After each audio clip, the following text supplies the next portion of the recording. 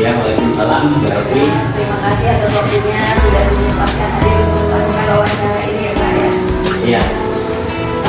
Kemarin sudah saya informasikan ke Bapak bahwa tujuan wawancara ini adalah untuk mendapatkan sebuah wacana tentang praktik pengambilan keputusan yang selama ini dijalankan oleh Bapak, terutama untuk kasus-kasus yang dimana nilai-nilai dibagikan saling bersinggungan ataupun untuk kasus-kasus dilema etika yang sama-sama benar begitu ya Pak ya? Iya, betul. Bisa kita mulai sekarang Pak? Iya, insyaallah. Untuk pertanyaan yang pertama Pak, Ya. selama ini bagaimana Bapak dalam mengidentifikasi kasus-kasus yang merupakan dilema etika ataupun hubungan moral? Oh, ya.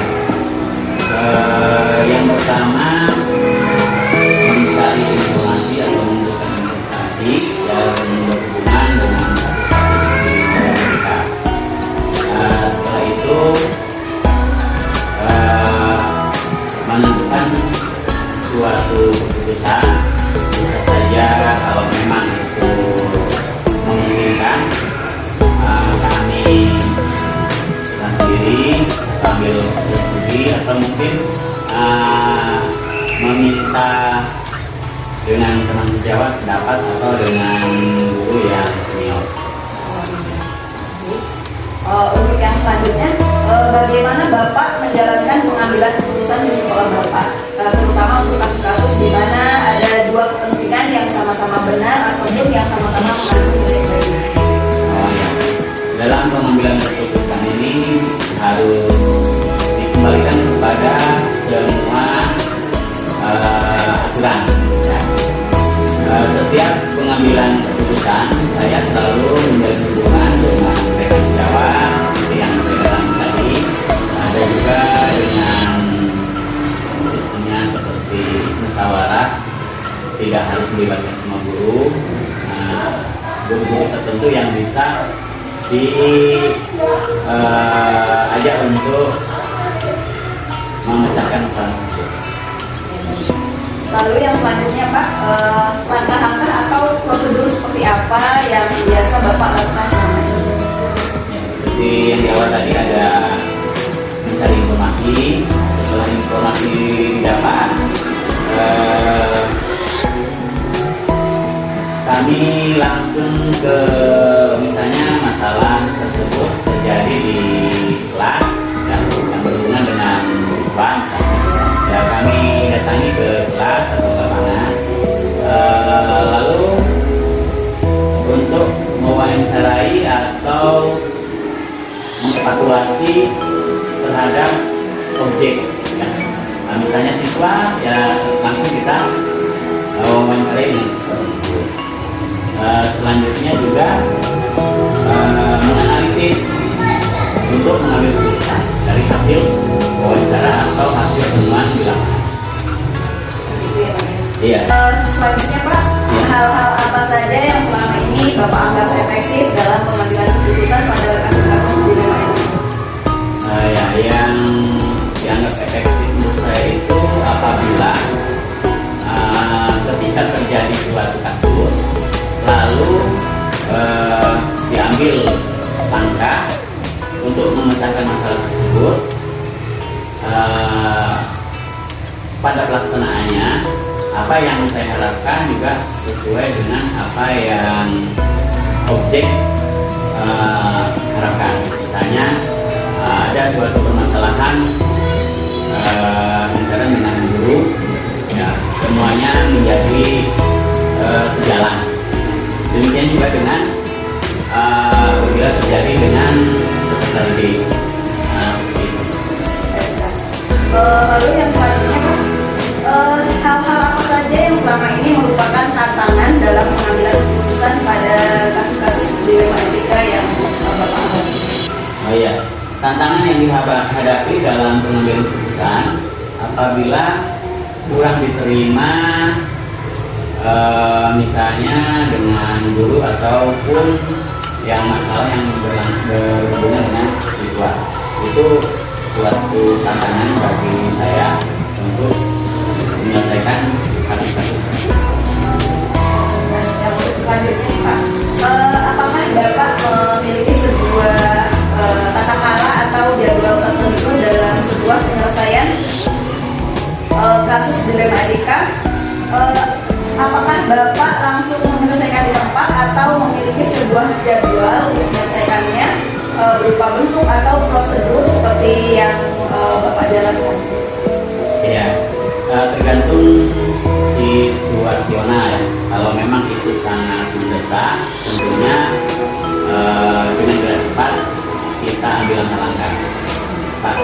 apabila hal tersebut atau kasus tersebut masih bisa katakanlah mungkin ditunda beberapa saat, ya kita untuk waktu yang tepat yang kira-kira hasilnya lebih baik. Jadi tergantung situasinya ya Pak ya. Iya. Jadi kalau ada kala Bapak buat apa ya, ditentukan dulu prosedurnya bila Iya. permasalahan tersebut tidak mendesak ya Pak. Iya. Baik. Yang selanjutnya, adakah seseorang atau faktor-faktor apa yang selama ini mempermudah atau membantu Bapak dalam mengambil keputusan dalam kasus-kasus dilema etika? Faktor-faktor yang mempermudah atau mendukung penyelesaian kasus-kasus dilema etika itu tentunya dari berbagai pihak, misalnya waktu sekolah atau yang dianggap senior. Demikian juga bisa tergantung kepada masalahnya. Mungkin yang masalahnya berhubungan dengan wali murid, kita melibatkan komite. Nah, ini untuk pertanyaan yang terakhir nih, Pak. Iya. Dari semua hal yang telah disampaikan, kira-kira pembelajaran apa yang dapat Bapak petik dari pengalaman Bapak selama mengambil keputusan dilema etika ini? Ya, pengalaman itu merupakan guru yang terbaik bagi kita, apapun dan dimanapun dan apapun masalahnya, sehingga mengambil pengalaman yang sudah lalu, ya, yang sudah terjadi. Dan ketika ada suatu kasus yang mungkin agak pelik atau lebih riskan, nah itu pun merupakan pengalaman yang tidak ada nilai. Baik Pak, demikian tadi. Ya, ulang lagi. Oh iya. Baik Pak, Ya. demikian tadi wawancara kita tentang apa ya, kasus-kasus di mana nilai-nilai kebajikan saling bersinggungan ataupun kasus-kasus dilema etika yang sama-sama benar yang pernah Bapak alami ya Pak ya. Ya. Terima kasih Pak atas waktunya dan juga terima kasih telah menyempatkan waktu dalam wawancara ini Pak ya. Iya, ya, mudah-mudahan sukses kegiatan guru bulan. Amin. Terima kasih Pak. Ya. Assalamualaikum Pak. Apa kabar hari ini Pak? Alhamdulillah baik.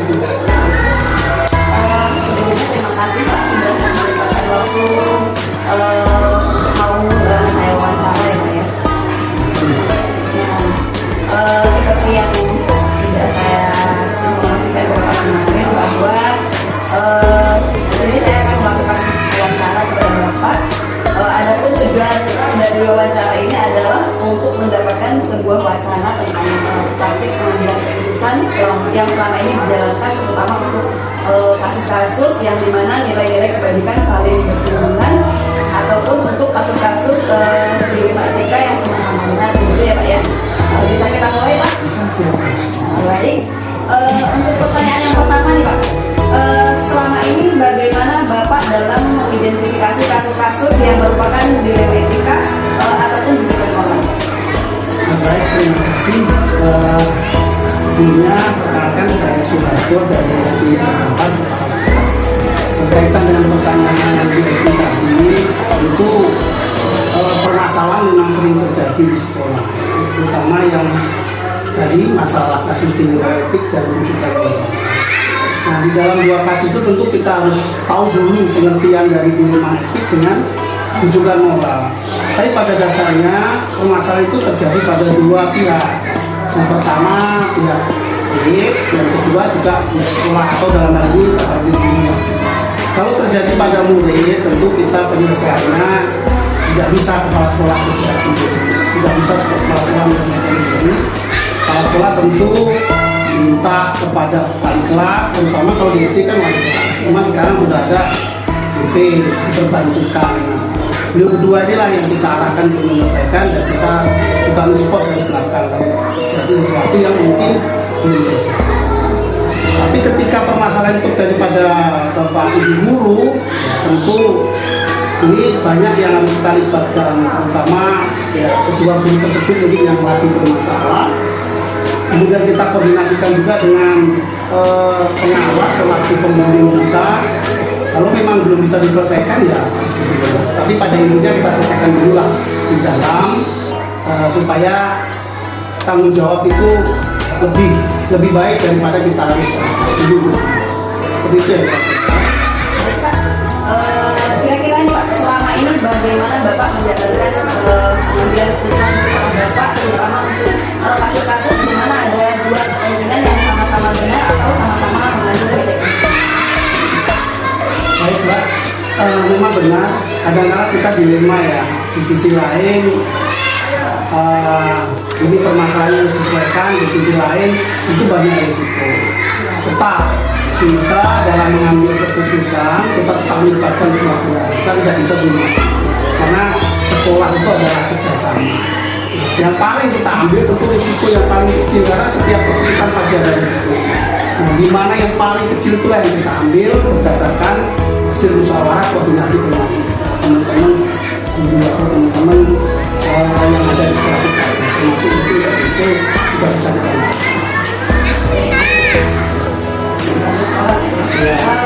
Lalu yang selanjutnya Pak, langkah-langkah atau prosedur seperti apa yang bisa Bapak lakukan selama ini? Baik, tentu koordinasi yang paling penting ya Mbak ya. Koordinasi, langkah yang paling penting itu koordinasi. Pertama, setelah koordinasi kita cari penyebab permasalahan yang terjadi. Kita cari akar masalahnya, kita cari bagaimana cara menyelesaikannya. Tidak bisa, intinya seperti tadi lah, bahwa semua itu harus kita selesaikan secara musyawarah, dikedepankan daripada harus untuk-untukan atau bahasa kita ya.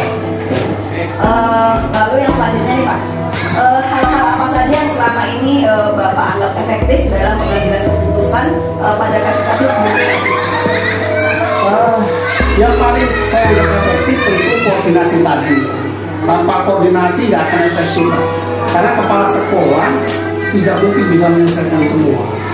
Itu yang pertama. Yang kedua tentu kita banyak belajar Mbak.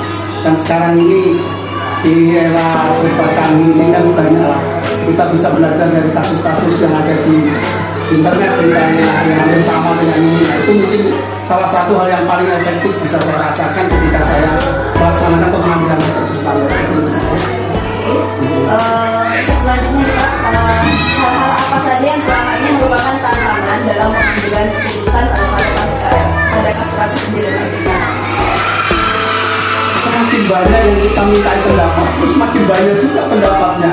Nah ini tantangannya. Nah ya, jadi kita minta pendapat si A seperti ini, si B seperti ini. Nah ini perlu kebijaksanaan seorang kepala sekolah. Jadi kepala sekolah harus lebih jauh dalam mengambil keputusan. Risiko tadi Mbak yang saya sampaikan sekecil-kecilnya di pohon. Jadi itu yang paling menjadi apa ya tantangan kita ya. Itu yang, nah gimana cara mencapai risiko yang kecil ini yang perlu kebijaksanaan seorang kepala sekolah. Seperti itu ya. Selanjutnya, apakah Bapak memiliki sebuah tata cara ataupun jadwal tertentu dalam sebuah penyelesaian kasus di dalam etika? Ini apakah Bapak langsung menyelesaikan di tempat atau memiliki sebuah jadwal untuk menyelesaikannya dalam bentuk ataupun prosedur seperti apa yang kira-kira Bapak jalani?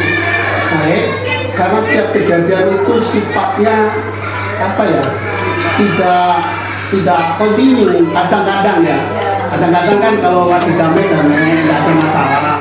Nah, ketika ada masalah itu kita langsung selesaikan. Jadi tidak ada jadwal tertentu. Ketika ketemu masalah baik itu antara siswa ataupun guru, yang mudah-mudahan kalau guru tidak pernah ketemu kayak itu, kita selesaikan, langsung kita selesaikan secepat mungkin supaya ini tidak berlarut-larut. Jadi tidak ada. Tapi dalam hal-hal tertentu, misalnya pada saat upacara, pada saat apel atau hal-hal lain yang memungkinkan kita bisa memberi masukan kepada anak-anak, tetap kita pentingnya menjaga menjaga kebersaudaraan di antara kita warga sekolah. Itu yang paling penting. Lalu selanjutnya nih Pak, adakah seseorang atau faktor-faktor apa yang selama ini membantu atau membantu Bapak dalam mengambil keputusan dalam kasus-kasus di rumah ini? Ya, banyak ya tentunya ya. Tapi memang yang paling, karena saya seorang muslim, itu panutan kita yang utama Nabi kita. Bagaimana Nabi kita Muhammad SAW selalu menyelesaikan masalah dengan damai. Di mana yang salah yang dikatakan salah, yang betul yang betul. Itu yang pertama. Yang kedua tentu rujukan tadi Mbak, rujukan dari beberapa kasus yang sekarang mungkin bisalah kita temui di internet itu banyak. Nah itu sebagai rujukan kami untuk menyelesaikan masalah. Dan yang paling penting tentu koordinasi kita dengan atasan. Wajib hukumnya itu kalau misalnya kita deadlock kalau kita tidak bisa menyelesaikan, kita harus terkoordinasi. Tapi alhamdulillah sejauh ini belum ada. Wah itu penting sekali, apalagi itu ya kan, dengan dulu ini kan bukan lagi sebagai bawahan dan atasan yang Nah ini yang pertanyaan terakhir nih Pak. Dari semua hal yang Bapak sampaikan, pembelajaran apa nih Pak yang kira-kira dapat Bapak petik dari pengalaman Bapak dalam mengambil keputusan di bidang etika? pentingnya koordinasi itu yang utama ya. Jadi setelah saya menyelesaikan masalah itu nggak bisa sendiri. Di hidup kita ini tidak bisa sendiri. Bahwa semua masalah akan selesai bila diselesaikan secara bersama. Jadi di sini letak pentingnya koordinasi, pentingnya menjaga keharmonisan di sekolah. Jika ada yang salah ya kita sampaikan salah, tapi bagaimana supaya mereka tidak merasa bersalah. Ada kata-kata istilahnya sekarang itu tidak ada masalah, tidak harus hukum dengan hukuman fisik. Seperti itu ya Pak ya. Jadi yang paling penting saya tekankan pentingnya koordinasi dalam semua permasalahan. Luar biasa sekali ya Pak ya. Terima kasih Pak. Demikian tadi wawancara kita pada hari ini. Terima kasih atas waktunya dan juga kesempatannya. Saya ucapkan terima kasih. Sampai sekian Pak. Sama-sama Mbak, terima kasih kembali. Mudah-mudahan sukses untuk program Guru Penggerak.